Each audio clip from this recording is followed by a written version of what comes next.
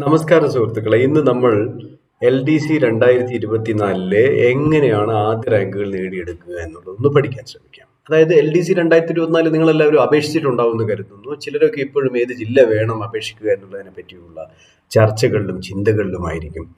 ഒരു കാര്യം എപ്പോഴും ഓർക്കുക, LDC 2024 കേരളത്തിലെ ഏറ്റവും കൂടുതൽ ആൾക്കാർ പരീക്ഷ എഴുതുന്ന ഒരു PSC സെലക്ഷൻ പ്രൊസീജിയറാണ് മുന്നോട്ട് വെക്കുന്നത്. അത് നിങ്ങൾ ഏത് ജില്ലയിൽ അപേക്ഷിച്ചാലും കടുത്ത മത്സരമായിരിക്കും. അപ്പോൾ ഏത് ജില്ല തിരഞ്ഞെടുത്താലും അവിടെ വേക്കൻസി കൂടുതലുണ്ട് എന്നുള്ളത് കൊണ്ട് മാത്രം ജോലി നമുക്ക് കിട്ടുമെന്ന് ഉറപ്പിക്കാനൊന്നും പറ്റില്ല. ഒരു കാര്യം ഉറപ്പിക്കണം, ആദ്യ റാങ്ക് നമ്മൾക്ക് തന്നെ ആവണം. അപ്പോൾ നമ്മൾ ഇത് പിടിച്ചെടുക്കാനുള്ള ആദ്യത്തെ ഏറ്റവും പ്രധാനപ്പെട്ട ഒരു സ്ട്രാറ്റജി എന്ന് പറയുന്നത് LDC 2024 റാങ്ക് 1 താൻ തന്നെയാണെന്ന് നമ്മൾ സ്വയം തീരുമാനിക്കലാണ്. അപ്പോൾ നിങ്ങൾ നോട്ട്ബുക്കിൽ ആദ്യം ഇത് എഴുതി വെക്കുക. റാങ്ക് 1 നിങ്ങളുടെ പേരെഴുതുക. പേരെഴുതിയിട്ട് അതിൻ്റെ നേരെ rank 1 LDC rank list 2024 first rank നിങ്ങളുടെ പേരെഴുതുക. അത് ആണ് ഈ പഠനം ആരംഭിക്കാൻ വേണ്ട ആദ്യത്തെ കാര്യം. പിന്നെ ഏതൊരു പരീക്ഷയ്ക്ക് പഠിക്കുമ്പോഴും പരീക്ഷയ്ക്ക് പഠിക്കാൻ തുടങ്ങുന്നതിന് മുമ്പ് പരീക്ഷയെ പഠിക്കുക എന്നുള്ളതാണ് അതിൻ്റെ രീതി. ആ പരീക്ഷ എന്തൊക്കെയായിരിക്കും? ഇപ്പോൾ LDC 2024 എന്താണ്? എന്തൊക്കെ സാധ്യതകളുണ്ട്? ഏതൊക്കെ രീതിയിൽ പരീക്ഷയ്ക്ക് അടുത്തതാകാം? പരീക്ഷ എളുപ്പമായാൽ എങ്ങനെ ജയിക്കാൻ പറ്റും? പരീക്ഷ വളരെ കഠിനമായാൽ എന്തായിരിക്കും ചെയ്യേണ്ടത്? ഇതെല്ലാം മനസ്സിലാക്കിക്കൊണ്ട് ഏതൊക്കെ ഭാഗങ്ങളിൽ നിന്നാണ് ചോദ്യങ്ങൾ പ്രതീക്ഷിക്കാവുന്നത്, ഇതെല്ലാം മനസ്സിലാക്കിക്കൊണ്ട് വേണം നമ്മൾ പ്രിപ്പറേഷൻ മുന്നോട്ട് കൊണ്ടുപോകാൻ. നിങ്ങളിപ്പോൾ ഇവിടെ കാണുന്ന ഈ ഫോട്ടോ കഴിഞ്ഞ HSA നാച്ചുറൽ സയൻസ് കോഴിക്കോട് ജില്ലയിലെ 1ാം റാങ്കുകാരിയായ എൻ്റെ സ്റ്റുഡൻറ്റ് ചൈത്രശ്രീ മെർലിറ്റ ജോയിൻ ചെയ്യുന്ന ഫോട്ടോ ആണ്. ഇത് കാണുമ്പോൾ നമുക്കൊരു ആവേശമാണ് അല്ലേ?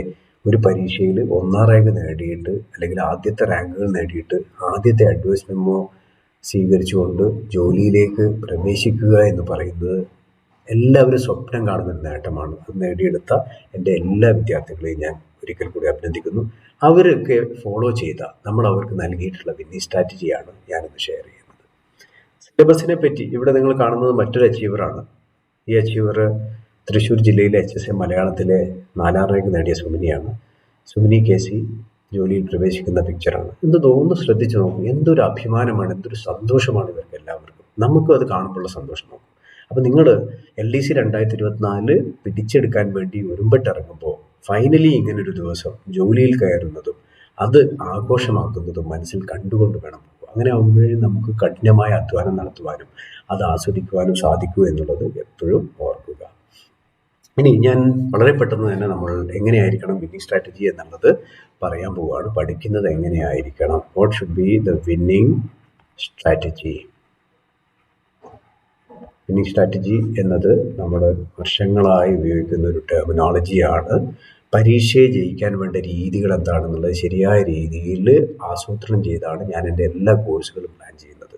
ഏറ്റവും അടുത്ത് വന്നിരിക്കുന്ന HSA റിസൾട്ടുകൾ, ഇപ്പം ലേറ്റസ്റ്റ് ആയിട്ട് വന്നിരിക്കുന്ന HSST ഫിസിക്സ് റിസൾട്ട് നിങ്ങൾ പരിശോധിക്കുന്നത് നന്നാവും. HSST ഫിസിക്സ് ജൂനിയറിൻ്റെ റിസൾട്ട് 2023 ഇപ്പോൾ വന്നിരിക്കുന്നു. ആകെ 101 പേരാണ് മെയിൻ ലിസ്റ്റിലുള്ളത്. അതിൽ 68 പേരും നമ്മളുടെ സ്റ്റുഡൻസ് ആണ്. പിന്നെ അത് മാത്രമല്ല, ആദ്യത്തെ 20 റാങ്കുകളിൽ 1, 2 അങ്ങനെ ടോട്ടൽ 14 റാങ്കുകളും 20ൽ 14 റാങ്കുകളും നമ്മുടെ സ്റ്റുഡൻസ് ആണ്. അപ്പോൾ നിങ്ങൾക്ക് എന്താണ് വിന്നിംഗ് സ്ട്രാറ്റജിയുടെ ഇമ്പോർട്ടൻസ് എന്ന് മനസ്സിലായിട്ടുണ്ടാവും. എപ്പോഴും ശ്രദ്ധിക്കേണ്ടത്, ഒരുപാട് ബഹളം ഉണ്ടാക്കിക്കൊണ്ടിരിക്കുന്നതിൽ അർത്ഥമില്ല. നിശബ്ദമായിരുന്ന് ഒരു പ്രത്യേക വിന്നിംഗ് സ്ട്രാറ്റജിയോടുകൂടി പഠിക്കണം. ഒന്ന് തന്നെ പല രീതിയിൽ പലതവണ പഠിച്ചുകൊണ്ട് കാര്യമില്ല. എല്ലാ ഏരിയയിലേക്കും കടന്നു ചെല്ലണം.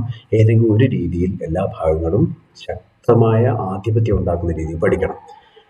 അപ്പോൾ LDC 2024 വിന്നിംഗ് സ്ട്രാറ്റജിയിലേക്ക് പോകുമ്പോൾ ഏറ്റവും പ്രധാനപ്പെട്ട ഒരു കാര്യം, ഞാൻ ഈ സിലബസിനെ 2-3 ഭാഗങ്ങളായി തിരിക്കുന്നു എന്നുള്ളതാണ്. ഫസ്റ്റ് കോർ ഏരിയാസ് ആയിട്ട് ഞാൻ സങ്കല്പിക്കുന്ന ഭാഗങ്ങളെ നിങ്ങൾക്ക് പരിചയപ്പെടുത്താം.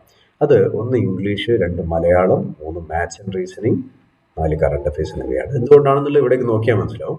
ഇംഗ്ലീഷിനും മലയാളത്തിനും 10 മാർക്ക് വീതമാണുള്ളത്, കണക്കിന് 10 മാർക്ക്, ആനുകാലികത്തിന് 20 മാർക്കുണ്ട്. അപ്പം ഇതെന്തുകൊണ്ട് ഇത് സെലക്ട് ചെയ്തെന്ന് പറഞ്ഞാൽ ആകെ 50 മാർക്ക് ഇവിടെ കിടക്കുന്നുണ്ട്.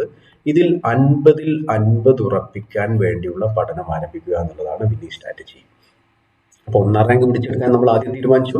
രണ്ടാമത്തത് ഈ കോർ ഏരിയ 50ൽ 50. ഇതിൽ മാർക്ക് മിസ്സാവാനുള്ള സാധ്യതകൾ നിലനിൽക്കുന്ന രണ്ട് ഭാഗങ്ങൾ ഇംഗ്ലീഷിലെയും മലയാളത്തിലെയും വൊക്കാബുലറി അല്ലെങ്കിൽ പദസമ്പത്തുമായി ബന്ധപ്പെട്ട ഭാഗങ്ങളാണ്. അതുകൊണ്ട് പദസമ്പത്ത് വർദ്ധിപ്പിക്കാൻ വേണ്ടിയിട്ട് ഇപ്പോഴേ ശ്രമിക്കണം. അപ്പോൾ പ്രീവിയസ് ക്വസ്റ്റ്യൻ പേപ്പറുകളിലുള്ള ഇതുവരെ PSC ചോദിച്ചിട്ടുള്ള വാക്കുകളും അതിൻ്റെ അർത്ഥങ്ങളും അതിൻ്റെ നാനാർത്ഥങ്ങളും വിപരീത പദങ്ങളും ഒക്കെ ശരിക്കും പഠിച്ചേക്കുക. അതാണ് ആദ്യത്തെ സ്റ്റെപ്പ്. ഓക്കെ, അപ്പോൾ നിങ്ങൾക്ക് ഇതിൽ 50-50 നേടാൻ പറ്റും. നോക്കണം, കോർ ഏരിയ ആണ്.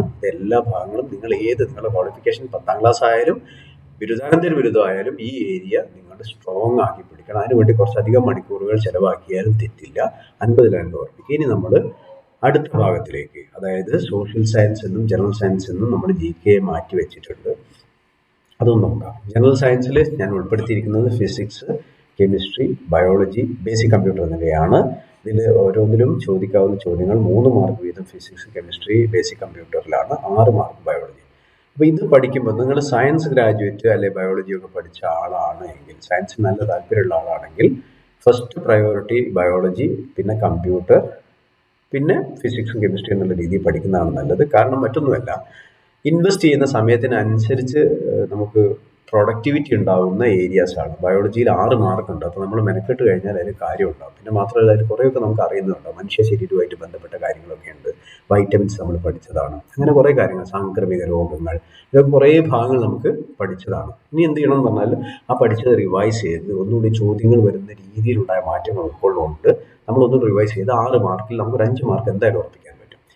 ഫിസിക്സും കെമിസ്ട്രിയൊക്കെ വളരെ വിപുലമായ സിലബസ് ആണ്. അപ്പോൾ നിങ്ങൾക്ക് ഫിസിക്സും കെമിസ്ട്രിയും വലിയ ഗ്രാഹ്യമില്ലാത്ത ഒരാളാണെങ്കിൽ ഒരുപാട് സമയം അവിടെ ഇൻവെസ്റ്റ് ചെയ്യുന്നതിന് അർത്ഥമില്ല. അപ്പോൾ ഞങ്ങളുടെ കോഴ്സിൽ ജോയിൻ ചെയ്യുകയാണ്, ഇവിടുന്ന് പഠിപ്പിക്കുന്നത് മാത്രം പഠിക്കുക. അഡീഷണൽ റീഡിംഗ് ഒരുപാട് ഫിസിക്സിലും കെമിസ്ട്രിയിലും നടത്താതിരിക്കുക. ബയോളജി, ബേസിക് കമ്പ്യൂട്ടറിൽ ഫുൾ മാർക്ക് നേടാൻ ശ്രമിക്കുക. ഇത് മാത്രം ഇവിടെ 9 മാർക്കുണ്ട്. മറ്റേന്നൊക്കെ നമുക്കൊരു 3 മാർക്ക് ഒരു മാർക്ക് 2 മാർക്ക് എന്തായാലും കിട്ടും എന്ന് വിചാരിച്ചാൽ തന്നെ.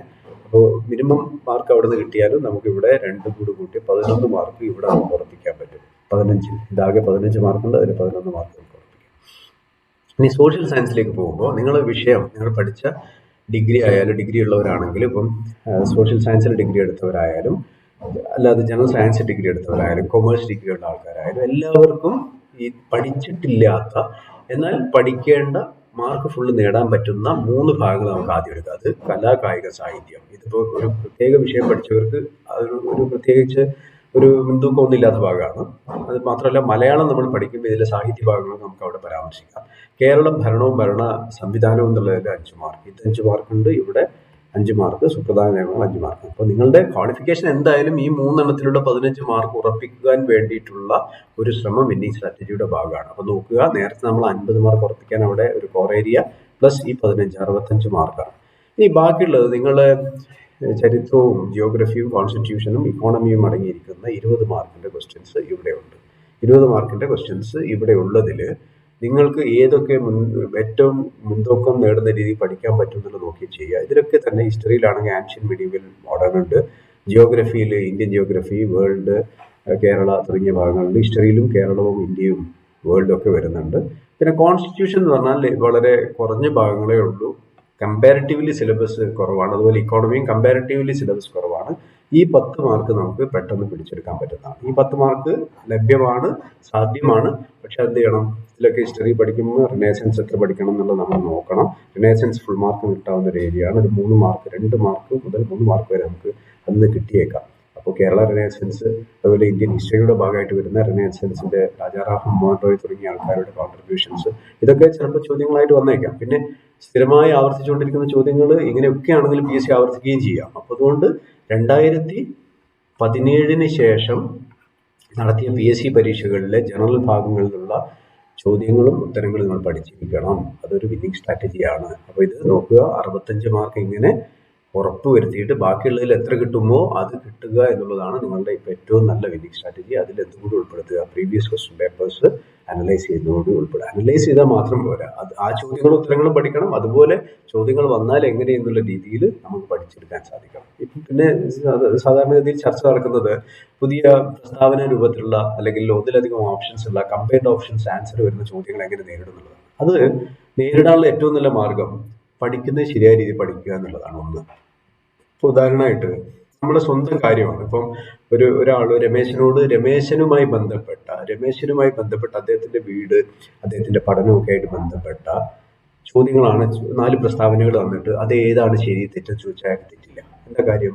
അയാൾക്കറിയാം. അതുപോലെ ഓരോ ഭാഗവും പഠിക്കുമ്പോൾ അതിൻ്റെ എല്ലാ ഭാഗങ്ങളും വ്യക്തമായ രീതിയിൽ പഠിച്ചു കഴിഞ്ഞാൽ പ്രസ്താവനയിൽ തലങ്ങും വിലങ്ങും അങ്ങോട്ടും ഇങ്ങോട്ടും ഒക്കെ മറിച്ചും തലതിരിച്ചും ഒക്കെ ചോദിച്ചാലും നമുക്ക് തെറ്റുകയില്ല എന്നുള്ള ഓർക്കുക. അപ്പോൾ ഏറ്റവും പ്രധാനപ്പെട്ടത് പഠനം തന്നെയാണ്. രണ്ടാമത്തത് ആണ് ഇത് പരിശീലനം, പ്രാക്ടീസ് എന്ന് പറയുന്നത്. അപ്പോൾ ഇത് രണ്ടും കൂടി കമ്പൈൻ ചെയ്യുമ്പം കോർ ഏരിയയെ പറ്റി ഓർക്കുക.